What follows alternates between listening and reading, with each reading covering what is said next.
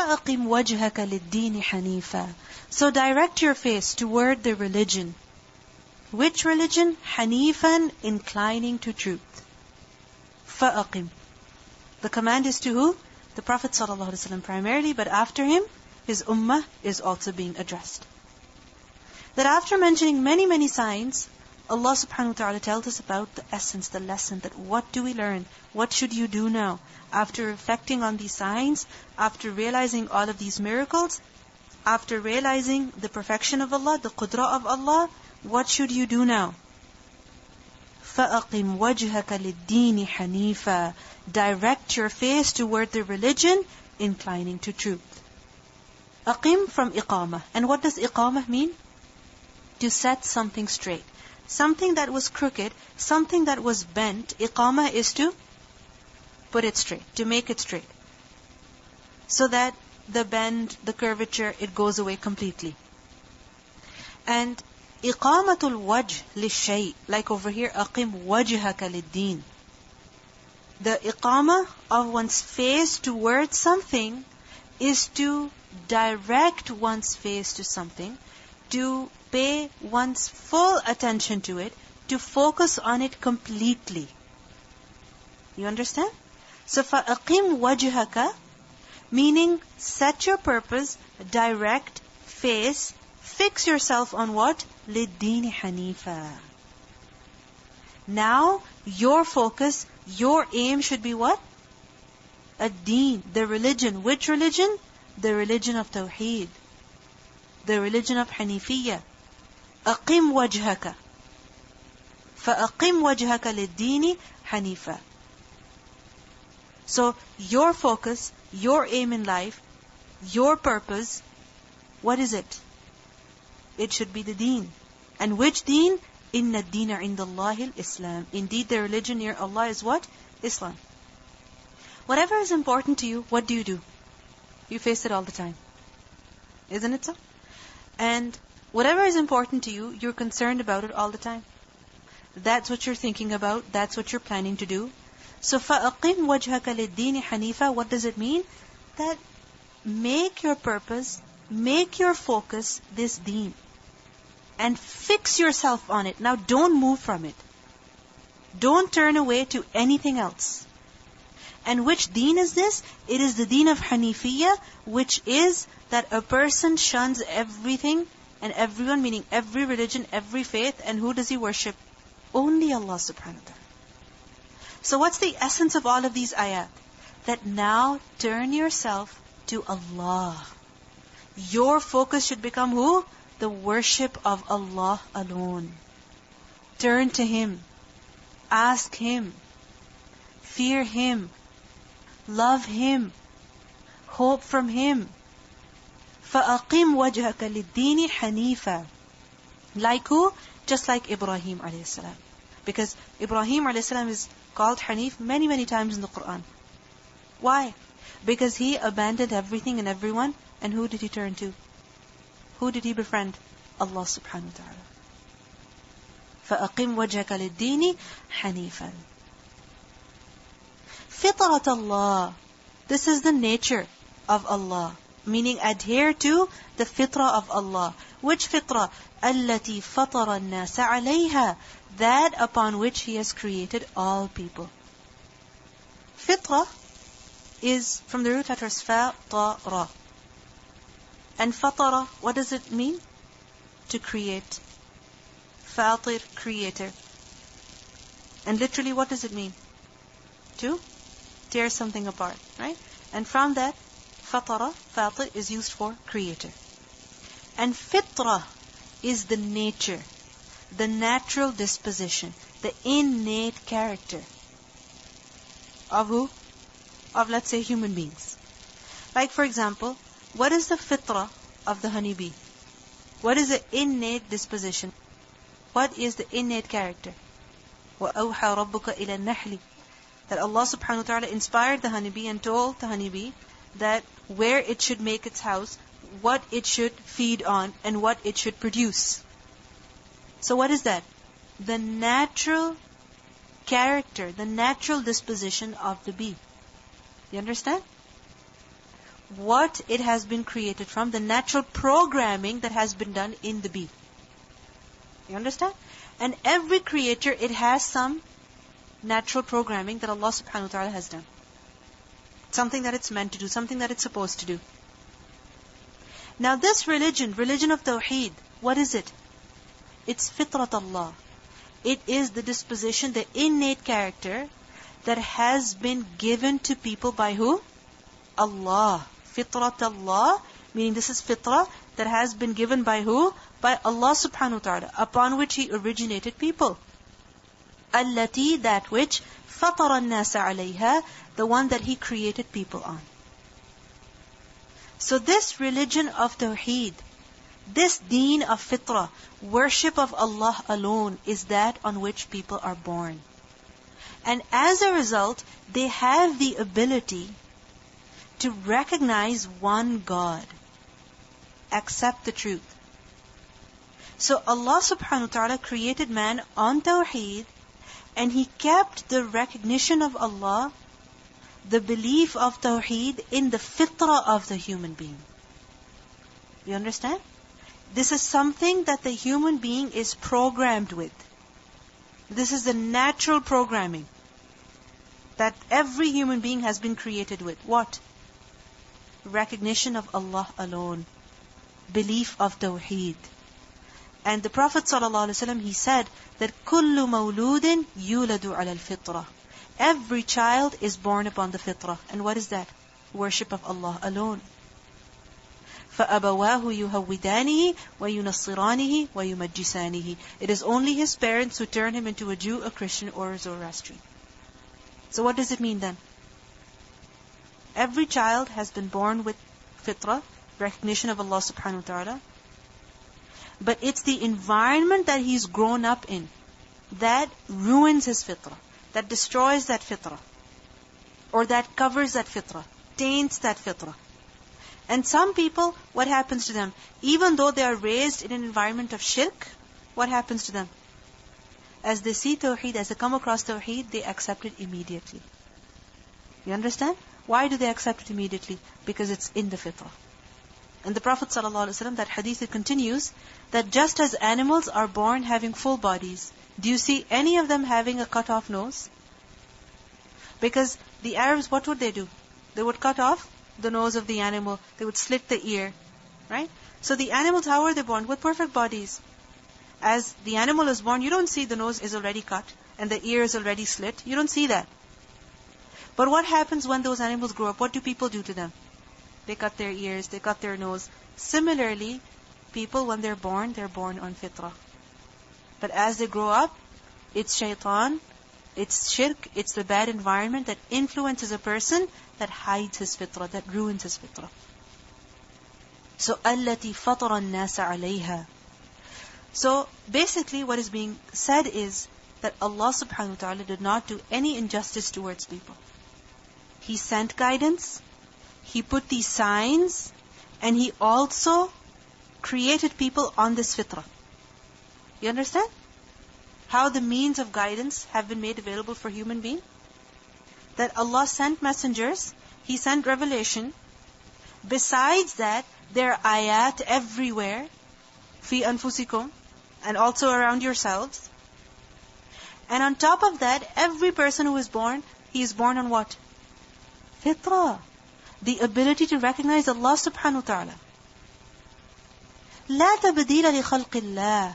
There is no changing for the creation of Allah. And لا تبديل, what it means is, do not change it.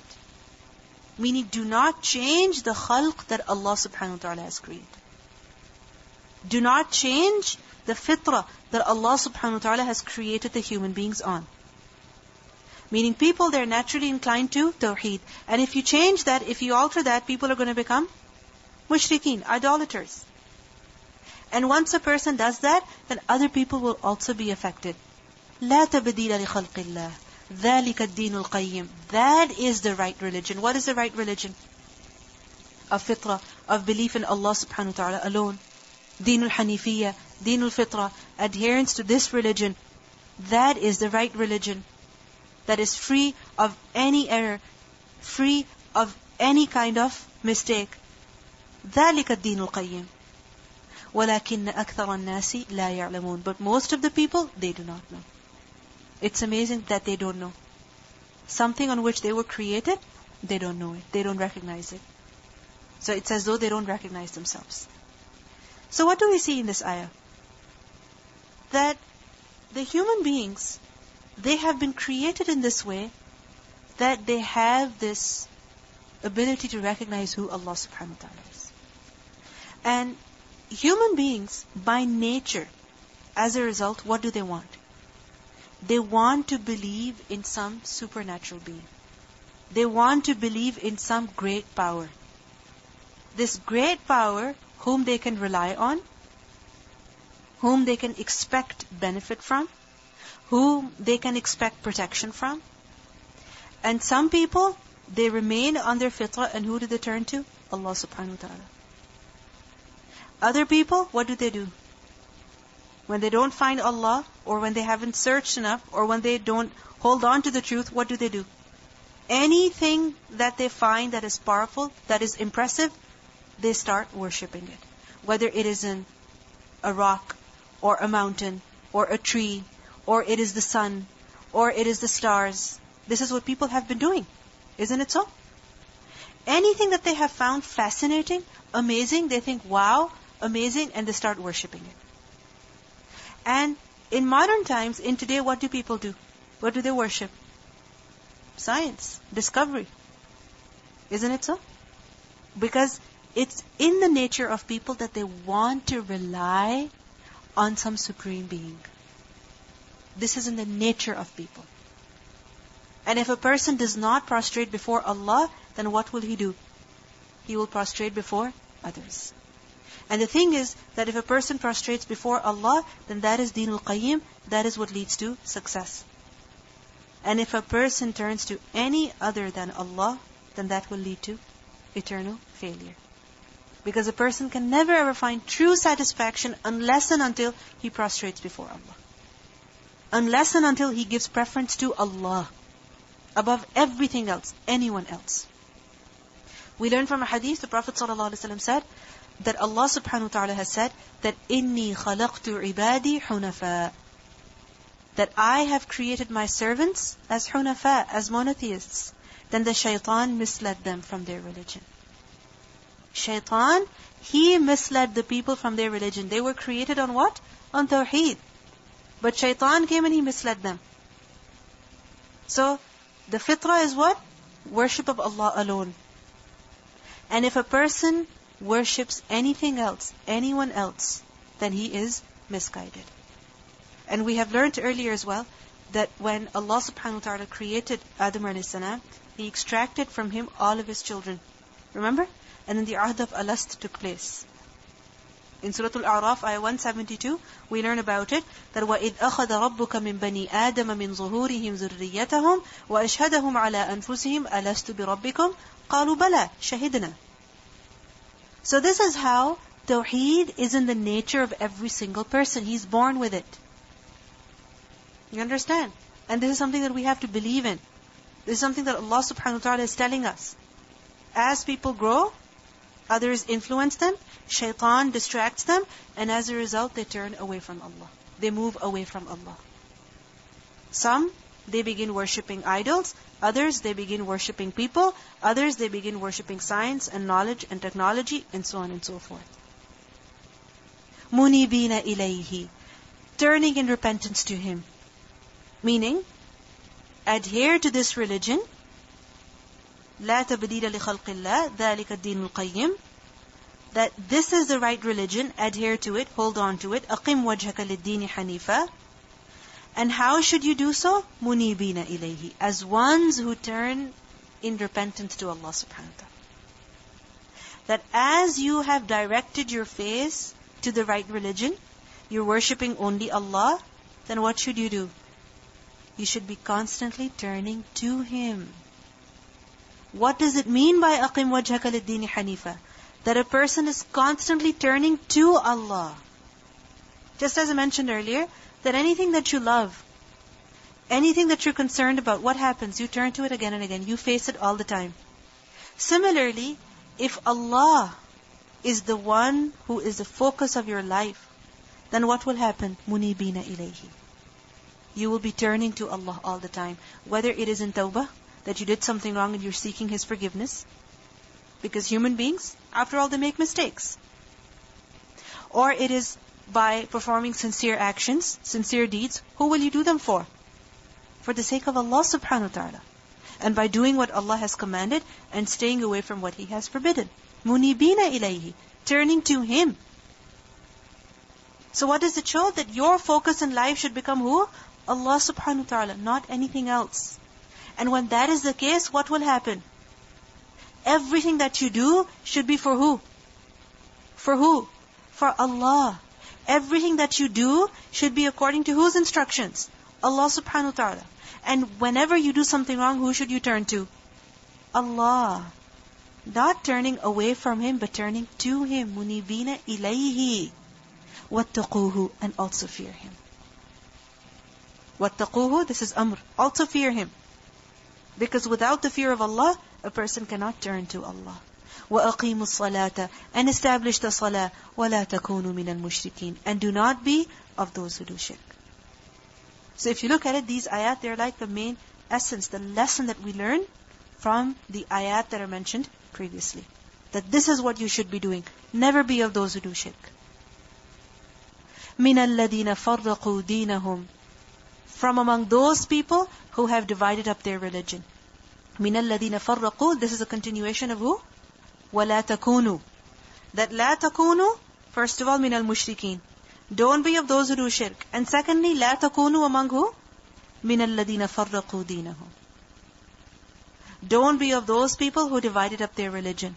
وَكَانُوا شِيَعًا, and they became into different groups, different sects. Shi'an is a plural of Shia. And who is a Shia? A group of people who adhere to the obedience of one leader. You see, groups, they form because of different reasons. Isn't it? Sometimes group form because of what? Resemblance that is between people. Like for example, in a school, many people are there. But a group will form based on what? Based on what? Similarities. Right? That because 5 people, they have the same interests, they love sitting at the back, what will happen? They will form a group. Or 6 people, they love sitting at the front, what's going to happen? They're going to form a group. Right? So, this is how groups form. But another way how groups form is adherence, obedience to a leader. That you support one leader and you obey him, you listen to him. This is who a Shia is, linguistically. Okay? And this is how the term Shia also came about, because they call themselves Shia to Ali. The supporters of who? Ali radiyallahu anhu. This is how they came about. So Allah subhanahu wa ta'ala says over here that don't be of those people who divided their religion. They cut off from one another and they became into different groups. That Allah subhanahu wa ta'ala, He has always taught which religion? Tawheed. Isn't it so? Nuh alayhi salam, what did he say? U'budullaha. Right? Shu'aib alayhi salam, what did he say? Same thing. Hud alayhi salam, what did he say? Same thing. Muhammad sallallahu alayhi wa sallam, what did he say? Same thing. Before him, Musa alayhi salam, Isa alayhi salam. All of the prophets of Allah, what did they say to the people? U'budullaha, worship Allah. This has been the message. But what has happened over time? What did the people do? فَرَّقُوا دِينَهُمْ. They divided their religion. They divided up their religion. They disagreed with one another. Instead of worshipping Allah subhanahu wa ta'ala, what did they do? They began worshipping others. فَرَّقُوا دِينَهُمْ. وَكَانُوا شِيَعًا. And they turned into groups. Why? Because they got lost in their own leaders. You understand? They got lost in their own leaders. They gave them preference. And you see, even today, Muslims, the main differences that they have is because of what reason? That they give preference to their imam. Isn't it? So, this is the meaning of Shia, right? that when a person says, this is my imam, and whatever he says, I do that, regardless of what others have said, then this is what? This is going to lead to division. When a person says that I follow the imam of all of the ai who is he? The Prophet ﷺ. Then what will that lead to? Unity. That yes, people may have differences in the way that perhaps they perform wudu or the way that they perform the salah, slight differences, minor differences, but there will be still respect for one another when they give preference to who? The imam of all of the ai. But when a person's goal becomes, this is my imam, and this is my imam, and that is my imam, and that is not my imam, then what will happen? Differences that will lead to hostility, that will lead to opposition, that will lead to ill feelings. So Allah subhanahu wa ta'ala says over here that do not be of those people who divided their religion and who turned into sects. كُلُّ حِزْبٍ بِمَا لَدَيْهِمْ فَرِحُونَ. And each group rejoicing with whatever that they have. Farihun, plural of farih. So don't be like such people. So what do we learn from these ayat? That tawheed leads to unity. Doesn't it? It leads to unity. Worship of Allah alone, it leads to unity. And when a person, his focus becomes something other than Allah,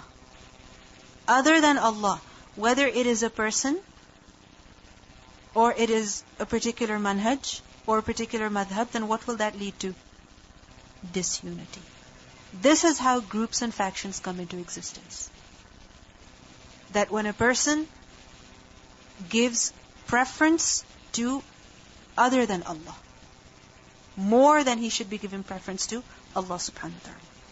This is what leads to disunity. We'll listen to the recitation.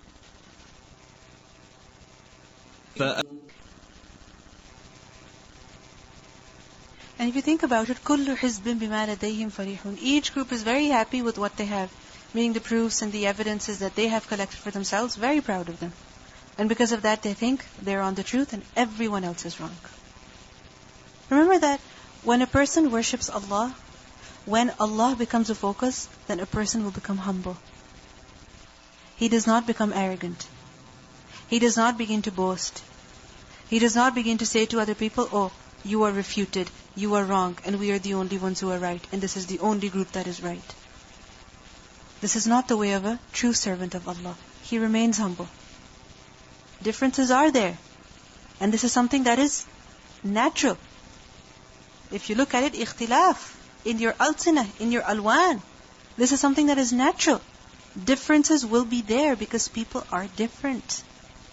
Naturally they're different. However, one thing that unites us is the worship of Allah alone.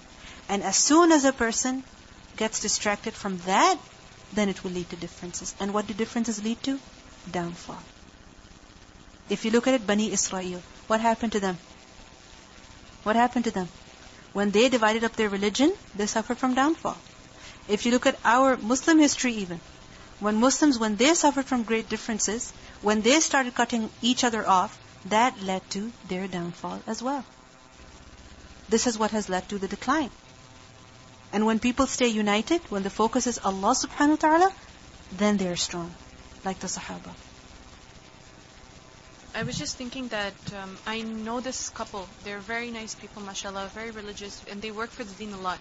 But when it comes to working with any type of organization, they always, whether it's the imam, whether it's a scholar, whether it's like somebody who's older than them, younger than them, it's like, no, you don't accept what we're saying, you don't understand what we're saying, so we're not going to work with you. And in terms of work of the deen, like there's going to be times when somebody might say something which is against what you are thinking. And you're like, okay, no, I thought this is the best way to do the work. And the other person's like, no, this is the best way to do the work. But you have to compromise, and sometimes you have to be a little bit more humble. And this is what unites us. If you have tawheed, if you have the deen, if you know the Quran, then you will be able to do the work. Otherwise, every other organization, you'll have a problem with them. So you have to really be very humble when doing the work of the deen. And this is a big challenge. And you can ask anyone. There's a big challenge everywhere. But alhamdulillah, what I've noticed in this institute in particular is that because everybody has studied the Quran and then they work together, so then everybody's like, no, you know what? We can work together. Even if there's a difference, it's okay. She finds this better, but because she's my leader, I will have to follow her. And you see, you will not find any person, any organization, any scholar whom you agree with 100%. This is a fact. It's possible you're sitting in a lecture, you agree with 90% of what the scholar is saying, but 5%, 10%, you don't, your heart doesn't just accept it. But just because you don't agree with 5%, with 2%, doesn't mean you leave out the rest of the khair that you can get from them. No. You see, the main rule is that if there is no problem with the aqidah of the person, that their belief is right, that tawheed is right, then cooperate with them.